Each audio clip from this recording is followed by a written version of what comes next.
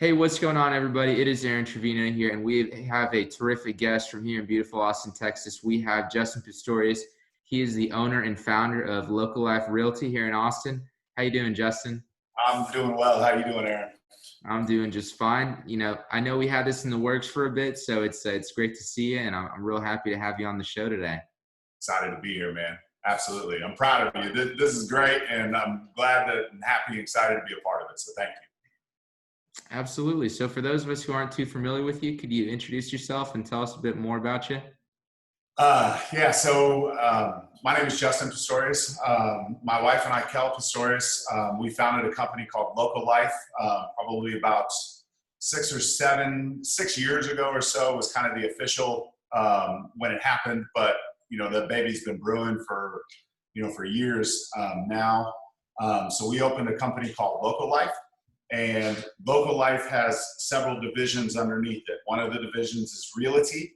Another division is design, provisions, which is a soft goods line. And the other one that we're really excited about rolling out here soon in the very near future, we're almost done with it, but is Local Life Lending.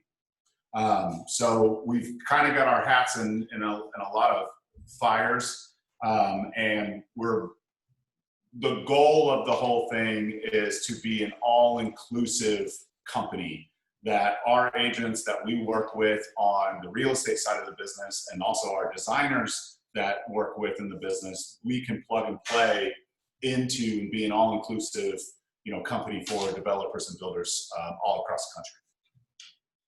Sure, definitely. It seems like you're really running the gamut and you're kind of offering a lot of different services that will benefit your clients. Yeah, that's the goal. I mean, in Local Life, what it's all about is being hyper local and looking at real estate and design through the lens of what people actually care about in the cities that they're in. I think a lot of that gets lost in the bigger box brokerages because they're looking more at the macro level of what's good for everybody. And that doesn't work. It's more of the micro level of what's good for the local and what's good for the person in that city and in that location of the city. So that's what we focus a lot more on, and that's a lot more of what we focus with the education and the training with our agents is to be more of that digital media chamber of commerce of your specific area. Because the house itself and the real estate transaction is 10% of what it is. The rest of it is how is their life going to unfold? What's their lifestyle going to be like? How far is the commute to the grocery? What's the new restaurants that are up and coming that I want to be around? I want to be within 10 minutes of my work. Where are the parks at? Where are the art galleries? Where are the things to do that my life care about? The house itself is so minuscule of the whole thing. So that was our main focus, was to bring everything down more to a micro level and provide a better all-encompassing service to the clients that we're representing. Absolutely. That's definitely very important. One thing I love about Austin is, kind of the local vibe, the local feel. People prefer to kind of do, not just doing business, but they want that local service. 100%. And one thing that we always talk about too is, we got 140 people moving here a day, right? Austin's ranked top 3 in every list that you could possibly go about is, healthiest, cleanest, best job market, best real estate market, all of those things. Turn that down. And people move to Austin because they want to be in the city. The great thing about the city of Austin is the city of Austin. So it's not suburbs or that. I mean, we get those people, but Austin's Austin. I mean, Austin is great, Yeah. Absolutely. So aside from those things, maybe, the good job market, it being clean, a few of those things, what else is special about the city of Austin?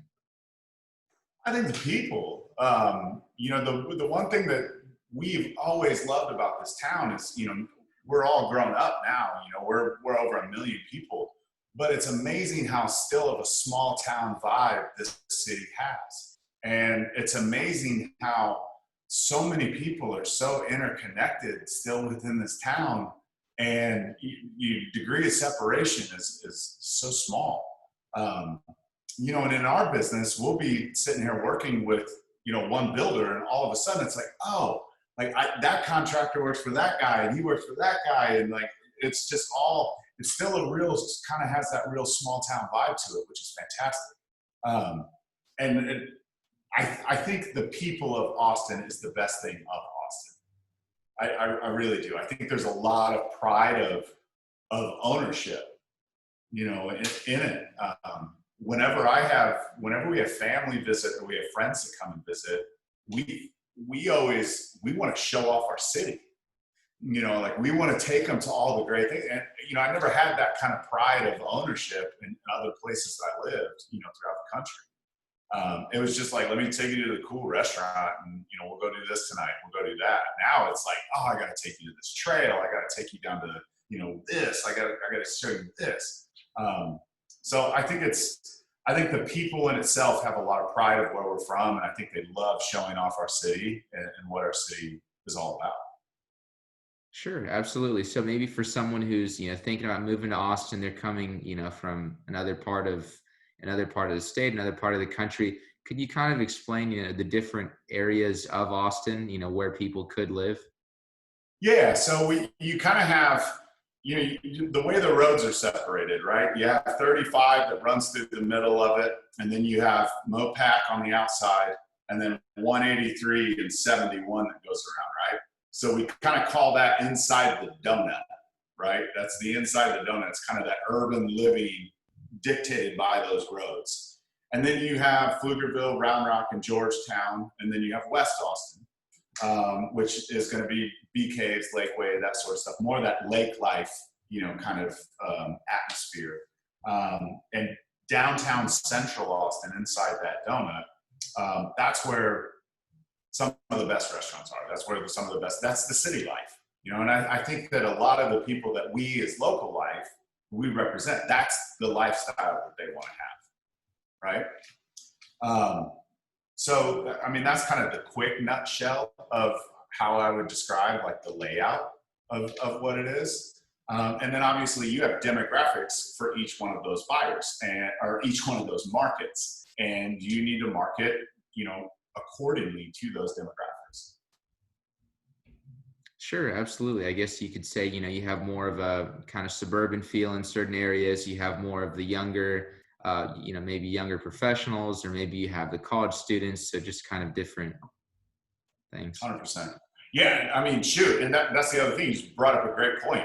I mean, here in this beautiful city with all this amazing stuff, you forget that we're just a sleepy little college town. I mean, we've got this big, beautiful University of Texas, one of the top universities in the entire country, probably ranks up there high in the world. And you have that downtown in the city too. Like you almost kind of forget, with that's there with all the great things that we have in the city. Sure, absolutely. So maybe just kind of rewinding back, have you always worked in real estate, or, what kind of led you up to this point in local life? Well, yeah, yes and no. I mean, I guess it's always kind of been an interest, where I'm from, back in the state of Illinois, I grew up on a farm. And so all it was always hard work. And then, as I grew older, I played a lot of sports, and I couldn't ever hold a full-time job because if I was traveling all the time. I was in all the surrounding states every other weekend or during the week, some long camps and things like that. So one of my best friends at the time, his dad owned a gutter business, and they did gutter and siding. But what he did was he had like 60 rental properties and house flips and all these different, he was really heavy in real estate investing all over town. And so I grew up working my tail off on the farm and with my mom and yards and landscape business and all that good stuff. And then when I started getting the time where I was like, son, you need to go get a job, I started working for him. And it was always kind of like swinging hammers. I would get dropped off at a job and he'd be like, okay, I need you to remove that entire kitchen, get all those cabinets out of here, everything. I need all that sheetrock down on all of that. So it was always really hard work in working with my hands. And I loved that side of the business of, and also from the landscape business with my mom, of the creativity side of it, being able to kind of look at a room and say, how can you make this better? And how could you reframe this? And how could you open this up? And how could you do it? And then I was raised with the, the work ethic to do it. But as I kind of grew older and older, I got into a sales job. I knew that I wanted to get in this business because I was working a lot harder, and the guys that were showing up in the nice flashy cars, they were not working as near as hard as I was, and they had a whole lot more money than I had. So I knew that I was always going to be in this industry, in the housing industry, developing industry, in some way, shape, or fashion. And then it was, I know how to swing a hammer, but I don't know how to sell something to somebody. So what I did is I wanted to learn how to sell something that somebody didn't have to have.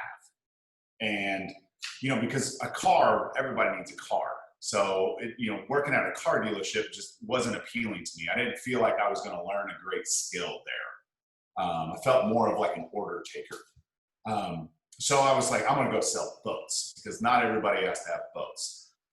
At that time, Lake Travis, that was the biggest drought that we ever had. So Lake Travis was like at a little creek, a little puddle. So I was like, yeah, I don't want to be broke. So I answered an ad to sell RVs. And that was one of the best decisions that I ever made in my life, because I got so much great training, not like from the company, but so much on the job great training of learning nonverbal cues and being able to how to read somebody and what was important to them, and being able to listen to them and really just kind of provide what it is that they're telling me that they want. And one of the best tools that I learned, two of the best tools that I learned, was how to ask for the business. Because so many people in this industry, they never ask for the business at the end of it. And they'll do a great job, and the people will love the product of what it is. But then at the end, they're like, okay, great, just let me know what you think. And the deal just walked away, instead of being like, okay, you ready to sign up? They forget to ask the business. So really asking for the business was a tool that I learned there that was great. The other thing, which you probably don't see from this interview, is how to shut up and how to listen, and because everybody is going to tell you what they're looking for and what they want. And they're going to tell you in verbally, and they're going to tell you non-verbally. And you also have to read between the lines of what are they really saying that they want, because they're not as educated on that product as you are. So your job is to truly listen to what they're telling you, and then just put it in front of them. They used to tell us, like, your main goal is to remove all the no's from their mouth.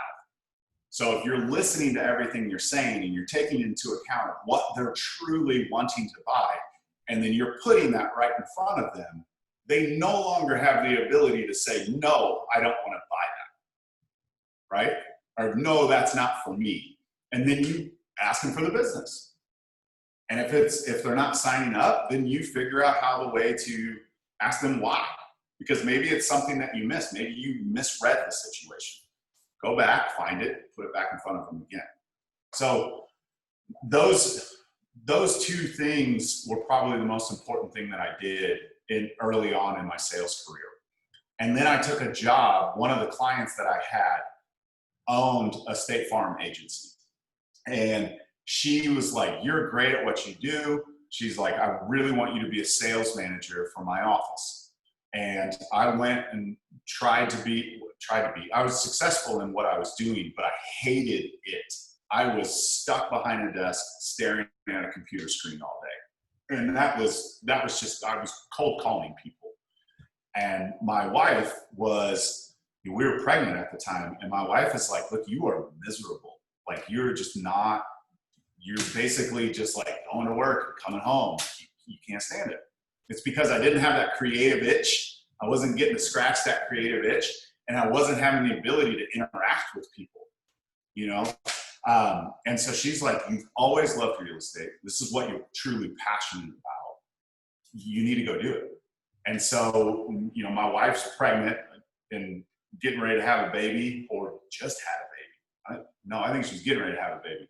So I would go work State Farm 60 hours a week, running that office. And then I would come home at night and I would grab my laptop and I would go sit in my garage in Texas in summer. I mean, it's like 150 degrees in there. And I would sit in the garage because we had a baby and I didn't want to wake the baby. And I would sit in the garage and I took my real estate test online and passed it in about 2.5 weeks. And that's how I kind of got into the business. And it was because my wife pushed me. And it was a total give up, cushy, comfy job that's actually, you know, making decent money and bringing in money, but I was miserable.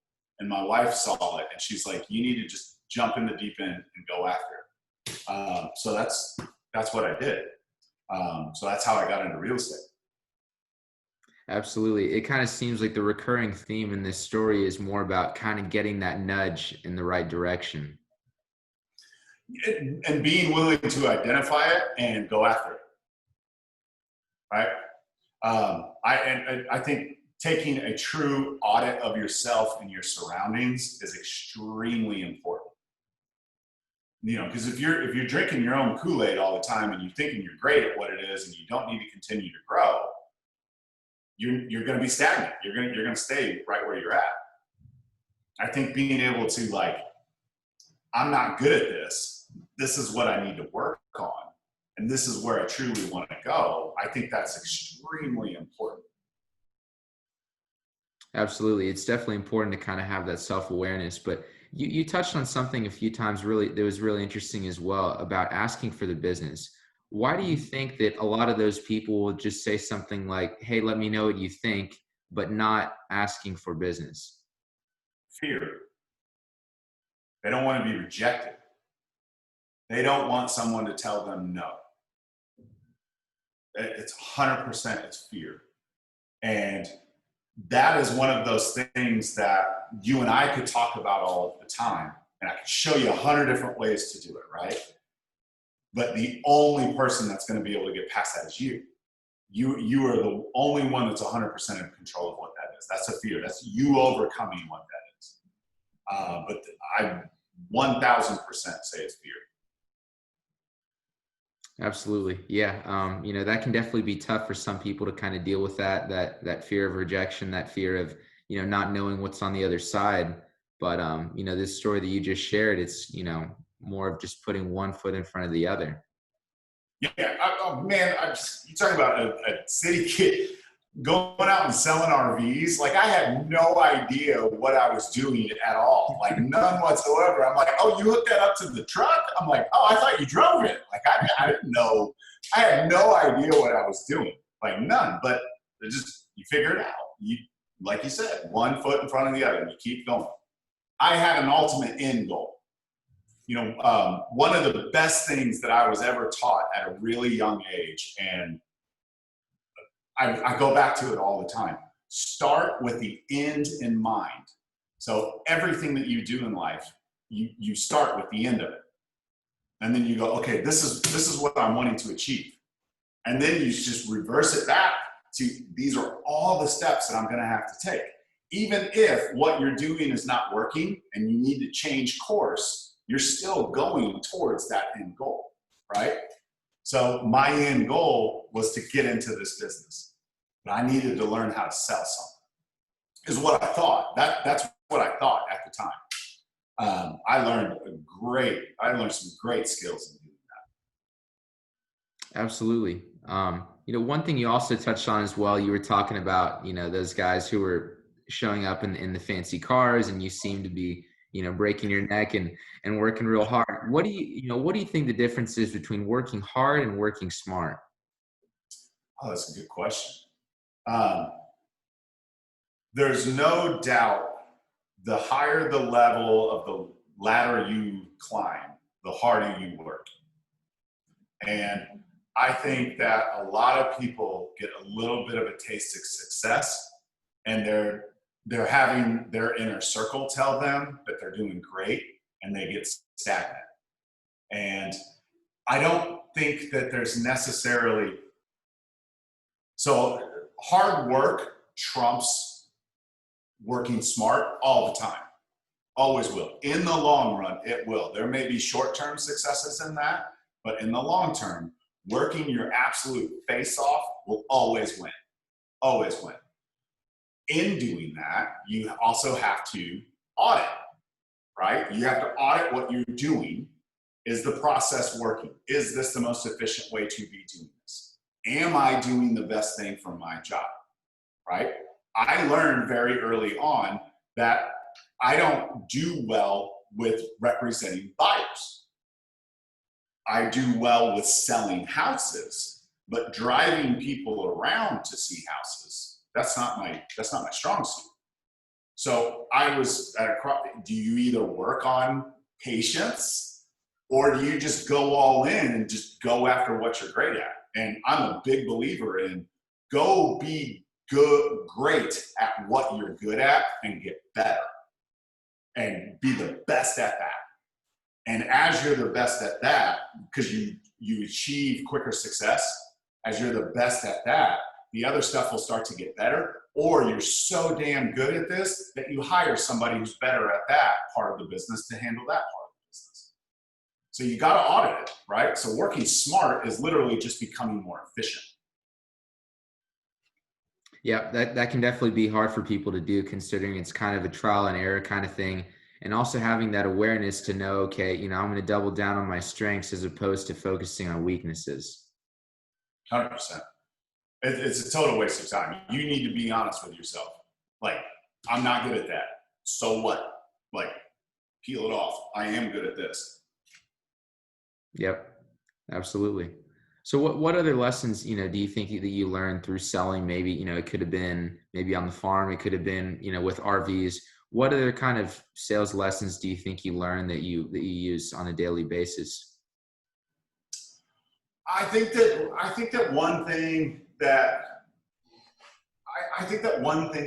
was really good that I didn't realize that I was doing until I started teaching and training people to do was follow-up, how important actual follow-up was. Early on in the sales role, it was a sales role that people drove onto your lot, right? So I was really great at when I got in front of someone. But if they didn't buy right then in that second, I was, okay, see you later. I didn't have any other follow-up with that of checking back with them, or did you have any questions, or scheduling to get them back out. It was low-hanging fruit. It was, when you come on, I'm going to close you right then and there. I'm going to build up so emotion in this that I'm going to sell you right then and there. If I don't, bye. So I think as I started teaching other people, I think that I learned a lot more of follow back, follow up, and follow through, how unbelievably important that is in this business, in real estate. The other thing is people buy things. It's not logic. People don't buy things off of logic. It doesn't matter. I don't care how analytical an engineer brain that guy is or anything like that. It doesn't matter. They buy sheerly off of emotion. And finding what that emotional excitement button is for that person is your job, right? And it doesn't matter. I mean, I get all sorts of engineer types that everything is analytical. They wanted to go through every single aspect of every single tiny little screw in that entire thing, but they're still, at the end of the day, buying because of the emotional experience that this purchase is going to provide them. Period. So I think what you go back to your question, selling off emotion is key to everything. And the other part of the business that I think is something that I really learned that I didn't, and now it's just natural to me, is the follow-up. Absolutely. You definitely touched on something interesting, because you mentioned, talking about emotion, people buying on emotion, but also you mentioned selling an experience. So could you kind of maybe, kind of tie in how an experience, selling an experience ties in with selling a product? Well, there's tons of studies, and this this is kind of the basis and the root of what Local Life is, right? So my wife has had an unbelievably amazing career in retail and opening up flagship stores. And, you know, she's worked with Yeti and Tecovas and Silos and Brooks Brothers and like all these major, major American brands. And all the things that she was doing on a daily basis that seems so small, like the way that the shirts are lined up, the way that the labels face forward, like all these little things that she was putting in a retail store that I was never in tune to when I was just a shopper going through it. But the more and more stores that she was opening, and obviously I was there picking her up or just coming to hang out with her during after hours because she does all this work when nobody's around. So I was seeing all of these things and it was starting to register with me of why she does it, right? And it's all these little subtle cues. And so years before we even launched this, we were having all these conversations of why we do things and why consumers buy the way they buy and why do they support brands and other brands that are a superior product fall on their face. And it all comes down to, and there's tons of studies about this recently, consumers follow an experiential journey. And that's why social media is so unbelievably important today. Like people that in the opportunity of running their own business are in the golden era of being able to run their own business right now. Because if social media is free and social media takes people on the experiential journey. And they're 77% more likely to buy from a company that they can relate with that goes on that journey, right? So what we took it as is then we took it as the all-encompassing company that we want to provide, but the experiential journey that we want to provide to the people that we want to bring within our sphere is the lifestyle. That is the lifestyle that people are wanting to have. You know, a little bit attainable, a little bit out of reach, a little bit aspirational, but very much in the backyard and the life that they want to see them and their family unfolding. So experiential journey, experiential experience is paramount to any company or any brand that is going to be doing any sort of business in today's market, period. That's why I told you the house itself is 10%. It's the smallest portion of the whole real estate transaction. And the reason why we've been so successful is because of the brokerages, the big boxes. The house purchase is still the biggest part of it. And it's, people don't care. They want to scroll. They want to see, you know, they don't care about market stats. You know, that stuff is spam mail to them. That's why they hired you as the agent. You're the expert. You can tell them that boring stuff if they want to have it, right? That's not what they want to see. That's not what gets them into the brand and into the journey of the company. Yeah, that's definitely true. You know, especially with, you know, YouTube coming out, you know, there's so many different social media channels that people are interacting on, you know, kind of having something visual that people can relate to is much better than black and white words. 100%. 100%. I agree. Yeah. So also kind of reverting back to Local Life and what you offer. I know you touched on it a bit in the beginning about selling homes, you know, you having your new lending arm coming up. You know, what other aspects of Local Life do you want people to know about, or what makes Local Life service very unique to the Austin market?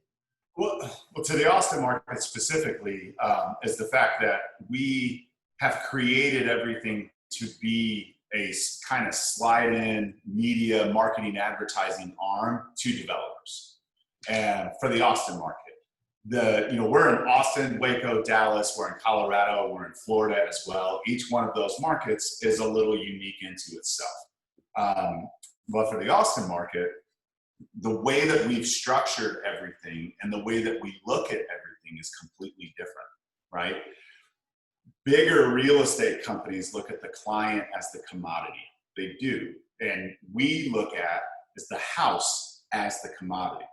So the greatest thing for our Local Life agents that, you know, work with us is they have the ability to say, yes, I understand that you have a real estate agent, but that real estate agent is showing you things that are on the MLS.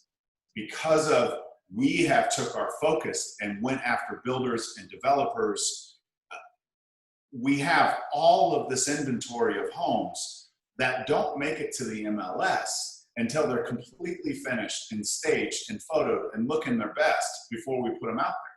So everybody else is showing what's on the MLS. Our local life agents are saying, that's great, that agent can do that, but you need to use me because of your biggest financial decision of your life. I'm also going to show you all the other stuff that's around the corner that's coming up. So you may feel, what's Austin right now? Austin's at like a month and a half of inventory, meaning we have very, very low inventory levels. If we stop building houses today, it will take the entire city of Austin to completely sell out of houses on the MLS in 1.5 months. Yeah. That's it. So buyers don't have a lot of choices at their disposal. And this is the most expensive, biggest investment they will make in their lifetime, period. No matter their age, no matter their age. So why not look at everything that you've got on the shelves? Why not have the ability to see everything first before you make your decision? And that is such a value add to our local life real estate agents, is in the way that we've structured that, and the way that we've done that. And it's, when I talk with, people that are like, you're having such success and you're having such quick success in what this is, they're like, how are you doing it? And I tell them exactly how we do it, because they don't have, it's not a value add to a builder in the way that the traditional real estate agent approaches it. Traditional real estate agent approaches, they want to stick a sign in the front yard, right? And we look at it as like, you build the house, we're going to take care of everything else. So it's really important. It's not really important. It is, when they see it and they ask, they're like, that is unbelievably intelligent. When COVID hit, okay, everybody else got extremely slow. People didn't want to go into other people's houses. They didn't want to be where someone was living and touching and all that stuff. So all of those people who still had to buy houses, they started flooding over to our new construction houses that nobody's ever lived in and nobody's ever touched or sat on that toilet or anything like that, right? So we sold a ton of houses in a very short period of time because we controlled the commodity, right? So as the agent, they get the value add of being able to say, I'm going to show you everything for you to make your best decision. Us as a brokerage, the way that we set the company up, you actually have concrete underneath you. You actually have a foundation because of the fact that we but the fact that we control the houses. Every real estate agent in Austin is now coming to us, trying to find out what it is, right? Every person that's got a plot of land to sell is coming to us before it ever goes to the MLS, right? All of these houses that we have and the way that we market and advertise all these houses generate a ton of business, phone calls, emails, text messages, all this about all these houses. We then turn that business over to our agents. So our agents are operating off of real life people that want to see houses. Not some Russian generated auto email bot because of the company spent $5,000 on Google ads. Our stuff is there. It's real life. It's tangible. It's what they're getting, right? The great thing of what that does, and the reason why, is because we control all of that. Our advertising and marketing spend is way down here because we have the commodity. Whereas all these other brokerages are trying to recreate this wheel and putting the new clicky giggity thing out there that someone clickbait on to hopefully get their lead. And they're spending $20,000, $30,000, $50,000 a month to do that. So when these guys come in and they're like, hey, how are you doing this? And they sit there and they see, well, there's an actual real life system to this. There's a process to this. Either the P&L every month makes sense is really rare in a real estate business. Real estate businesses are great in theory and they're fun and they're like, they make a lot of sense, but the way it goes is it's growth always before revenue. So everything you do in real estate pays you in 30 days, right? But Aaron, you're telling me I need this and this and this in order for me to sign up for your company. That means I got to spend, $4,000 to get the stuff that you're asking that you need to be successful, but you haven't sold one house or closed one deal for me. So I've always got money out before coming in. So if I've got to go out and spend 50 grand a month just in marketing and advertising, I am always in the red and barely ever coming back. Sure. Absolutely. Yeah, it's interesting how you're talking about, basically not wanting to reinvent the wheel and kind of cutting those costs where you can and then leveraging that. Yeah. It's efficiency. Was there any moment in time where you specifically saw it this way, that you would kind of create this model, or? Yeah, my wife and I went and worked for a company. We got hired for a company to go create a company for them. And I looked at it as a great opportunity to take all the, hey, I could do this. I know I could do this. But it was like, I never wanted to spend the money because if I fail, that was our family savings, right? So it was a great opportunity for me to go out there and just be like, put everything into action of what I thought was the best thing to do. And it was somebody else's money. So if I failed, it wasn't my dime. And I was extremely successful with it. Hired every single agent in the office, put in all the scripts, opened 5 different offices, really exploded this company. I dramatically exploded this company. And I proved to myself, hey, I did it. But that company was based off of remodels. And remodels are the worst. They suck. I never want to do a remodel again in my life. Everything is a headache. One swing of a hammer could cost $6 grand. Like it was a high stress thing all the time. So when I came back to Austin, I was very targeted. It made me realize a lot of things. And I was very targeted in wanting to go after new construction and developers. And that was going to lay the groundwork for the growth of the company in itself and insulate it at the same time. Sure. You made an interesting point earlier about, someone not wanting to sit on the same toilet, maybe the appeal of, not wanting to go after homes that have already been built. What else is special about working with new construction, working with builders and developers? Well, it's a great relationship because of when you can get to the point of trust, with a builder. And to builders and developers, real estate agents are dimes a dozen, right? Their impression of what a real estate agent does is they're going to stick a sign in the front yard and they're going to wait for somebody to call them. And when you can kind of get with that developer and you're showing them, hey, these are all the things that we actually do, and the builder sees that you're working your tail off, not just waiting on the phone call to come in, that's a really great feeling. And then it creates a lot of trust with that person. And the great thing is that's their livelihood. Building houses is how they feed their family, right? So if you are doing your job right, why is he ever going to stop building houses? So we call it feeding the beast, man. So the other part of your job is getting as much dirt and land back in front of him again to purchase, right? And to keep him building houses. And as long as you're working at the level that they're working at, and you're selling houses and doing what you say you do, and you have that trust, he's not going to stop, right? So you do everything. It takes you 3 weeks and all the marketing and advertising and everything you do, and you get one buyer.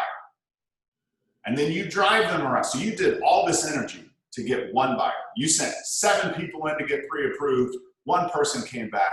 And then you drive them around for 3 months and you show them 50 houses, and then they buy 1 house, right?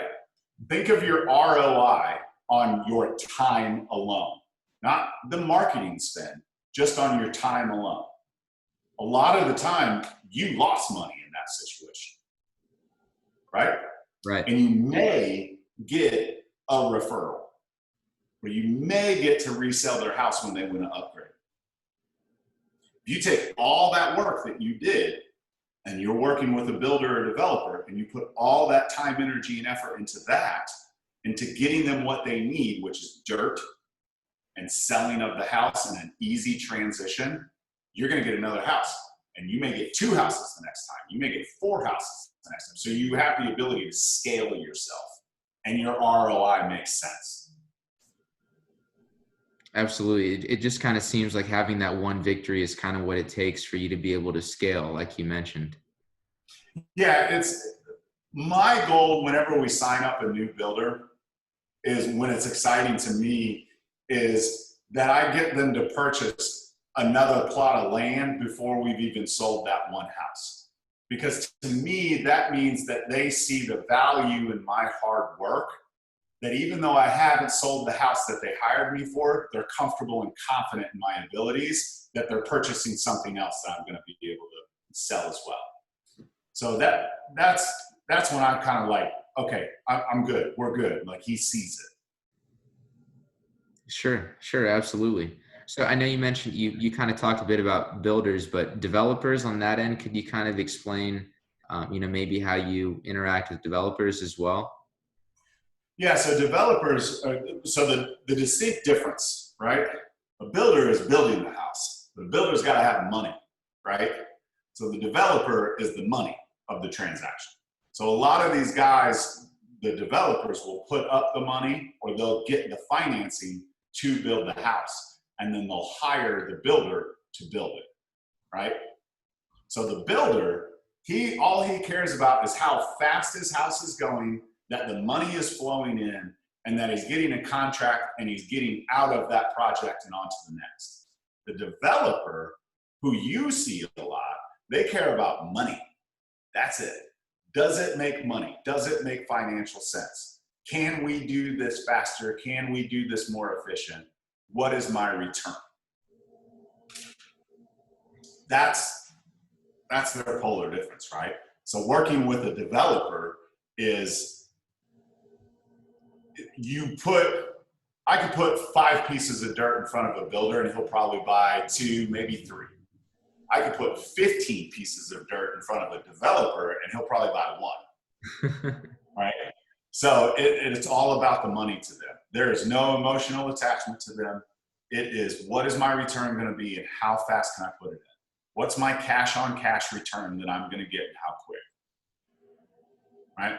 The builder is going to have a little bit, they say they don't because of it's like a sound bite, but they're going to have a little bit of an emotional attachment to that because they've literally been on it for 8 months, swinging hammers and framing it up and having that baby come to fruition. Sure, absolutely. It's definitely an important distinction, that emotional versus, strictly that cash on cash return. Yeah, 100%. So could you kind of elaborate? I know in the beginning you kind of spoke about a bit about your lending arm. Where does lending kind of meld together with all of this? Absolutely. So in Austin area specific, and you see this a lot in your world too. So there's kind of there's lending, and then there's like 2 sides of it, right? You have the retail buyer, which is the person that's taking out a conventional loan or an FHA loan to buy a house, right?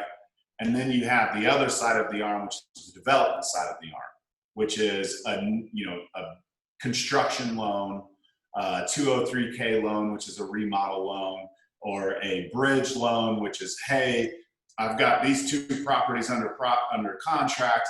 I need to buy this other lot over here because it's a really good deal, but my debt to income is too high. I can't buy that until these close. And they'll get a little bridge loan so they can buy the other one. And then when they close off, they'll finalize out that other one. So what was important to us in the experiential journey that we want people to go is we want everybody to be using the best of the best all the time. So we want them to come in and buy some of the best houses, but we want their purchase and their acquisition to be correct as well. So on the retail side of it, we want them to make sure that they're getting the best interest rates out there. a lot of lenders out in the industry, it's all this fluff. They're like these gimmicks. We'll pay closing costs. We'll do this. We'll do that. We'll pay title fee. We'll do all these things. You're paying for that. What they're doing is they're building that into the loan, and then they're saving it. So it's a credit in a balance, right? So they're saying that they're paying for it, but you, the consumer, are actually paying for it. And I've never liked that transparency of that. I've never been a fan of that. It was always like, hey, let's get them really the best deal for them. Like, this is the best deal. Let's not have any hidden fees or hidden costs. So we wanted to make sure that we had the ability to represent our clients best with the best loan package for their money. And so that was kind of one aspect of it. The other aspect of it is most of the developers and builders that we work with, their two most important things is dirt, and the other one is access to money. And banks are really, really, if you go to a traditional bank route, it's death by 1,000 paper cuts. So they have so much paper and documentation that they have to submit in. It's really slow. It takes a builder usually about 60 days, 75 days to close a traditional bank loan. They'll end up with about a 6%, 7% rate on that loan, right? And then there's also the other side, which is the world that you're in, which is the hard money loans, which are private investors that are basically dumping a bunch of cash into a pool of money, and they're putting them in different projects, and they're charging the builders 13%, 12% interest on that same loan. But it's the speed of that. So a builder can go into a hard money lender like yourself, and they can say, hey, I've got a project that's fantastic. Here's what I can purchase it for. Here's what it's going to cost to build it. Here's my exit price. And they can usually walk out with the money to go buy that in 7 days or less, right? I've had guys that go in at 9 in the morning and they've got the cash in their account by 4 o'clock in the afternoon. So the reason why those two arms are so important to the builder in itself is our market goes so fast. And it's anything that's actually a really good lot to build on is going to be a little bit of a premium, and it's going to be gone within 36 hours. So you can't get the reputation of putting something under contract and then having delays and delays and delays. So the traditional money is great, but the hard money is awesome because I can say, hey, I'm going to put a contract on that and I'll close it in 2 weeks. And the money will be there. And the builder will get a reputation of being able to close deals like he said he is, right? Now, two sides out of that mouth. That builder's goal is to build up enough projects and enough credit history that they can go to the bank money route. That's a big difference between 13% and 6% when you're talking $1 million over 8 months, right? So that's their end goal, is to get to that. So us being an all-inclusive, we have the sales side of it. We have the interior design arm that will go in and pick all the floors and the hardwoods and counters and all of that stuff. And then we can bring in the money aspect to the project. It's huge. It's huge because the builder then only has to focus on building the house. And we can do the rest. We can get them access to more money. They can start building more houses. The builder then can scale. So when I first sign up, for a builder in urban infill Austin to do 7 to 10 houses a year is a lot. That's a medium plus size builder in downtown Austin. And one, it's the stress of building with the city. The other is the access to money. And the other part of it is the scalability of it. Because if they have $5 million out, but they also have their office overhead, purchaser, someone who's paying the bills, someone's doing the books, all of those things. So when we bring in the money aspect into the all-inclusiveness of Local Life, we're allowing the builders to have the ability to scale their business as well, which is what we want, because my goal is to take a builder doing 5 to 7 to in a year doing 30 houses in a year. because now I've got, 23 more houses to sell that year. Yep, absolutely. It kind of helps everyone all the way around. You're kind of taking the headache out of a few things while also allowing those mid-sized builders to eventually, scale and get bigger. Yep. Absolutely. So is there anything, Justin, that you haven't said that you'd really just like to hammer home? Man, I don't think so. I mean, is there anything? I talked a lot. I told you I get excited. It's.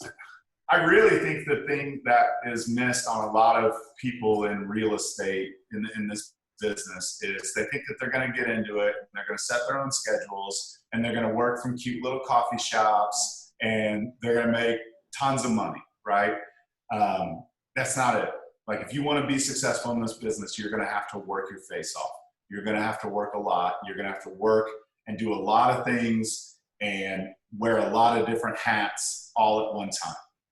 And there's a reason why that church adage holds so true, that 20% do 80% of the business. And that's because of those people work hard. And you've got to put in the time and the work to get to that point to be successful in this business.